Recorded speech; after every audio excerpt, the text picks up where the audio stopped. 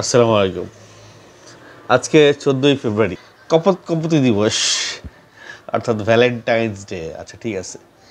তো আমরা সবাই জানি যে আজকে 14ই ফেব্রুয়ারি ভ্যালেন্টাইন ডে। ভ্যালেন্টাইন ডেতে গার্লফ্রেন্ডকে বা ভালোবাসার মানুষকে ফুল দেব, কার্ড দেব, উপহার দেব। এই জিনিসটা কোত্থেকে আসলো? হুট করে তো আর এটা মানে এই রীতিটা তৈরি হয়ে যায়নি, তাই না? এই রীতিটা কীভাবে আসলো? কে এই রীতিটা ধারক বাহক? এর প্রকৃত ইতিহাসটা কি? চলেন আজকে ভ্যালেন্টাইন ডের প্রকৃত ইতিহাস নিয়ে আপনাদের সঙ্গে একটু আলাপ করি। বিভিন্ন জায়গায় আমি একটু গোল করে ভ্যালেন্টাইন ডে সম্পর্কে জানার চেষ্টা করলাম। আপনাদেরকে বলার আগে আমিও একটু খুঁজে খুঁজে দেখলাম যে আসলে ভ্যালেন্টাইন ডেটা কোত্থেকে আসছে। 270 সালের কথা, খ্রিস্টাব্দের কথা। তখন রোমান সম্রাট দ্বিতীয় ক্লডিয়াস নারী পুরুষের বিবাহ বাঁধনে একটা নিষেধাজ্ঞা আরোপ করে। কারণ ওই দ্বিতীয় ক্লডিয়াস মনে করতো যে এরা যদি বিয়ে করে তাহলে এদের মধ্যে একটা মায়া তৈরি হবে এবং তারা যুদ্ধে যেতে চাইবে না। তো যেহেতু তাদের নারী পুরুষের মধ্যে বিয়ের বন্ধনটা নিষেধ করে দিছে, তো এই কাজটা করার কারণে একজন যাজক ছিলেন, ধর্মযাজক, ওই সময় রোমান ধর্মযাজক, ওর নাম ছিল ভ্যালেন্টাইন। ভ্যালেন্টাইন কি করলো, সেই সময় গির্জার মধ্যে রাজার নির্দেশ অমান্য করে এই নারী পুরুষের বিবাহ সে দিত লুকায় লুকায়। তো সেই ধর্মযাজক যখন এই কাজটা করতেছিল তখন রোমান সম্রাট ওই ক্লডিয়াস এটা তার কাছে ধরা পড়ে যায়। ধরা পড়ে যাওয়ার পরে তাকে আটক করা হয় এবং আটক করার পরে তাকে জিজ্ঞেস করা হয় যে তুমি কেন এই কাজটা করছো। তখন ভ্যালেন্টাইন বলে যে আমি যেহেতু খ্রিস্টান ধর্ম বিশ্বাস করি, তো ধর্মে বিবাহকে অস্বীকার করা যাবে না, এবং এটা যেহেতু ধর্মে নাই সেহেতু আমি এই কাজটি করতে পারবো না। আমার কাছে কেউ বিয়ের জন্য আসলে আমি তাকে বিয়ে পড়াতে বাধ্য। তো ওই রোমান সেই রাজা ক্লডিয়াস তারা আবার খ্রিস্টান ধর্ম মানে বিশ্বাস করতো না। তারা একটা পৌত্তলিক ধর্ম পালন করত। সেই পৌত্তলিক ধর্মে আবার এই সমস্ত বিয়ে টিয়ে কিছু নাই। ক্লডিয়াস তখন সেই ভ্যালেন্টাইনকে কারাগারে নিক্ষেপ করে এবং তাকে বলে যে তুমি ক্ষমা চাও এবং আমাদের ধর্মে ফেরত আসো। তো ভ্যালেন্টাইন সেই রাজার ধর্মে ফেরত আসে নাই এবং ক্ষমাও চায় নাই। কিন্তু যেই কারাগারে ভ্যালেন্টাইনকে রাখা হয়েছিল সেই কারাগারের যে কারারক্ষীর মেয়ের সঙ্গে ভ্যালেন্টাইনের একটা প্রেমের সম্পর্ক হয়। যদিও এই প্রেমের সম্পর্কটা পরে কোনো পরিণতি পায় নাই, কারণ খ্রিস্টান ধর্মে ধর্মযাজকদের বিয়ে করার অনুমতি, তারা চাইলেই বিয়ে করতে পারে না। সো প্রেম বিয়ের অনুমতি তারা পায় না।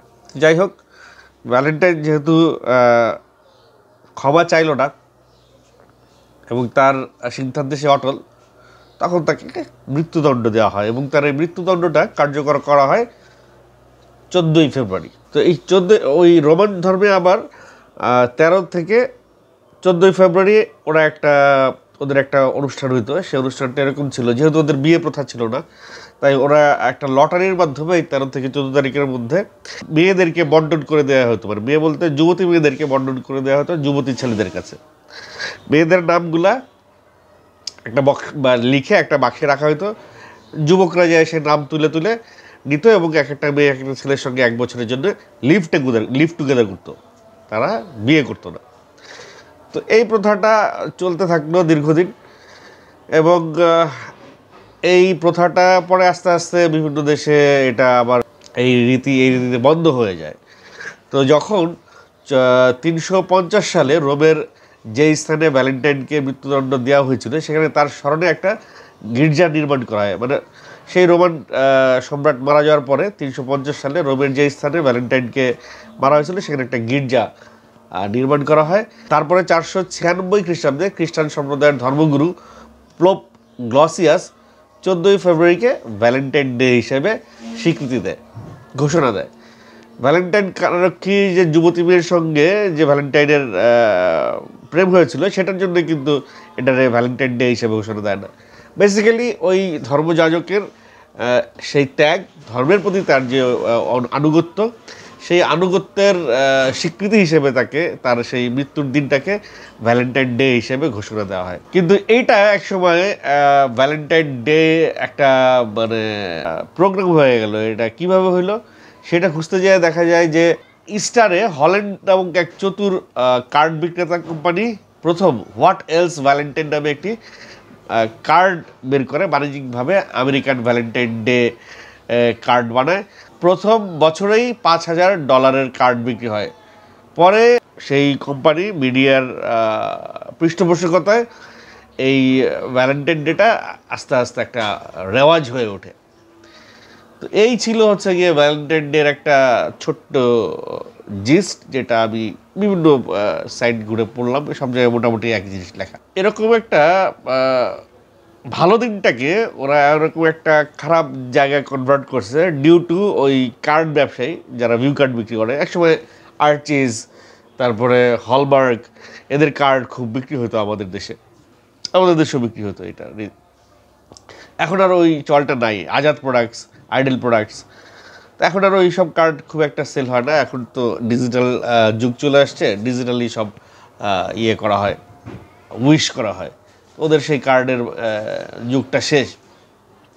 তো ওই যে এক ধরনের ব্যবসায়ী ছিল, এই ব্যবসায়ী তাদের নিজস্ব মুনাফা লাভের আশায় তারা এই দিনটাকে এইভাবে রূপান্তর করছে। তো বেসিক্যালি এটা কিন্তু ভালোবাসা প্রকাশের কোনো দিন না, এটা ভালোবাসা প্রকাশের কোনো বহিঃপ্রকাশেরও দিন না। এটা একটা ধর্মীয় অনুষ্ঠান, খ্রিস্টান ধর্মের একটি ধর্মীয় অনুষ্ঠান। একজন খ্রিস্টান ধর্মের একজন ধর্মযাজকের স্মৃতিচারণের জন্য, তার যেদিন মৃত্যু কার্যকর করা হয়েছিল সেই দিনটাকে স্মরণ করার জন্য তারা সেই 14ই ফেব্রুয়ারিকে ভ্যালেন্টাইন ডে হিসেবে 446 খ্রিস্টাব্দে সেই ধর্মগুরু এটারে স্বীকৃতি দেয়। সেই জায়গা থেকে এটা আসলে ভ্যালেন্টাইন ডে হিসেবে পালন করে আসতেছে তারা। তো ওইটারই মিডিয়ার সৃষ্টি। মিডিয়া এটাকে ডাইভার্ট করে, এক ব্যবসায়ী এবং মিডিয়া এটাকে ডাইভার্ট করে এটাকে অন্য রীতি রেওয়াজে নিয়ে গেছে। তো যাই হোক, আসল কারণ যেটাই হোক, মানুষ যতই জানুক আসল কারণ কি, আমার মনে হয় না অদূর ভবিষ্যতে এই আসল কারণ জানার পরেও এই ভ্যালেন্টাইন ডেতে মানুষকে ভালোবাসা প্রকাশ করা ছাড়া আর কোনো কাজ করবে, এই রীতিটা বোধহয় চেঞ্জ আর কোনো দিন হবে না। তবে ওই যে লটারির যে বিষয়টা ছিল, লটারিতে যুবতীদেরকে পেয়ে 1 বছরের জন্য লিভ টুগেদার করতো, ওই জিনিসটা কিন্তু ঢুকে যাচ্ছে আস্তে আস্তে। দেখবেন যে এই ভ্যালেন্টাইন ডেতেই ছেলেমেয়েরা লিটনের ফ্ল্যাট বুক করে, হোটেল বুক করে, রিসোর্টে যায়, যাদের অনেক টাকা পয়সা আছে তারা ঢাকার বাইরে বেড়াতে যায়। তো এই দিনটাকে তারা আসলে একটা আমি বলবো যে অনৈতিক কাজের জন্যে বেছে নেয় এই দিনটাকে অনেকেই। তো সেই জায়গা থেকে আমার জায়গা থেকে আমি ক্লিয়ার করার চেষ্টা করলাম যে আসলে দিনটা কি।